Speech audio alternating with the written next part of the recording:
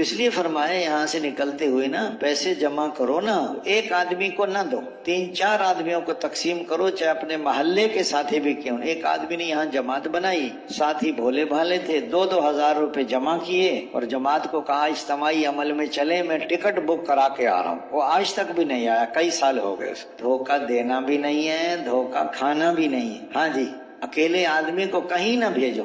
شروع میں جب کام ہوا نا تو ایک آدمی گشت میں جاتا باہر اور لوگوں کو کہتا بھائی جماعت آئی بیٹھی ہے، کھانا پکاؤ نا اس کا، محلے والوں کو کہہ دیتا۔ تو اچھا یہ جماعت والے بھی کھانا پکا لیتے، وہ بھی کھانا پکا لیتے ہیں گاؤں والے۔ اس نے کہا بھائی یہ، اس نے کہا جی تمہارا ساتھی کہہ کے آیا ہے کہ کھانا پکاؤ، جماعت آئی ہے۔ تو انہوں نے حضرت مولانا الیاس رحمت اللہ علیہ کو، اے حضرت یہ لوگوں کو جا کے کہتا ہے کہ کھانا، فرمانے لگے تمہارا فائدہ ہی کرتا ہے، تمہارا نقصان تو نہیں کرتا، تمہارے لیے کھانا پکواتا ہے۔ اسے بھی کچھ نہیں کہا، فرمایا کہ بھئی اکیلے کسی کو نہ بھیجا کرو، جب جائیں 2 ساتھی جائیں۔ جب وہ کہتا ہے نا کھانا پکاؤ تو دوسرا ساتھی کہتا جی مذاق کر رہا ہے، کھانا تو ہمارا پک رہا ہے مسجد میں، تو پھر نہیں پکاتے تھے۔ رات کو کئی دفعہ ایسا ہوا، اکیلا آدمی باہر نکلا، کنویں میں گر گیا، پہاڑ سے گر گیا، اکیلا کہیں نہیں جانا۔ مسجد کے اندر بیت الخلا ہو تو الگ بات ہے، لیکن مسجد سے باہر اکیلے نہ جائیں۔ بعض اوقات غسل کی حاجت ہو جاتی ہے، دوسرے ساتھی کو جگاؤ، آپ کو کپڑے دے دے، کوئی صابن دے دے، کیونکہ آدمی کو تو فوراً مسجد سے نکلنا پڑتا ہے۔ تو فرمایا دوست بزرگو، بھائی یہاں سے آپ جا رہے ہیں،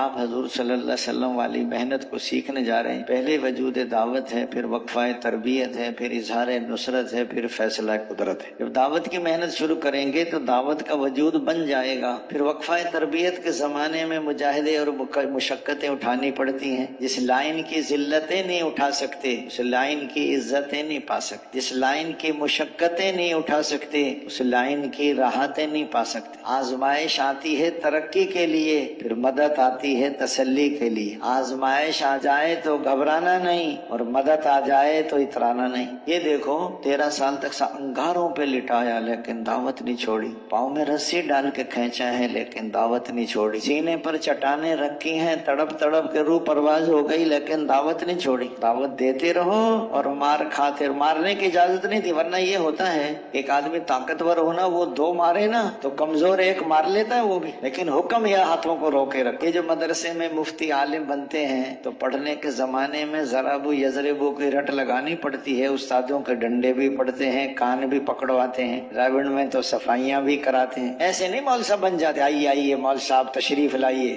پہلے تشریف پہ ڈنڈے پڑتے ہیں پھر جا کے بندہ بنتا ہے۔ اور یہ جو ڈاکٹر بنتے ہیں تو ڈاکٹر بننے کے زمانے میں ان کے بڑے ڈاکٹر کہتے ہیں یہ پیشاب اٹھاؤ، یہ پاخانہ اٹھاؤ، یہ خون اٹھاؤ، اس کو ٹیسٹ کرو، کریں گے کہ نہیں کریں گے؟ کہ جی ہم تو بڑے امیر گھرانے کے بچوں ہیں، ہم نے تو کبھی اٹھ کر پانی بھی نہیں پیا۔ اس نے کہا نہیں کر سکتے تو گھر جاؤ، ڈاکٹر نہیں بن سکتے۔ ہاں ہم سارے کے سارے سرما تو بننا چاہتے ہیں لیکن رگڑا کھانا نہیں چاہتے، تو رگڑے کے بغیر سرما بن جائے گا؟ کہیں سردی گرمی لوگ کہیں گے جاؤ نہ کام کرو، بڑے آ گئے تبلیغ والے۔ یہ ذلت نہیں ہے، یہ سنت ہے۔ یہ کیا ہے؟ یہ نبیوں کو ایسا کہتے تھے کہ نہیں کہتے تھے لوگ؟ گھبرانا نہیں چاہیے، یہ تبلیغ ہے، یہ کوئی کھیل نہیں ہے۔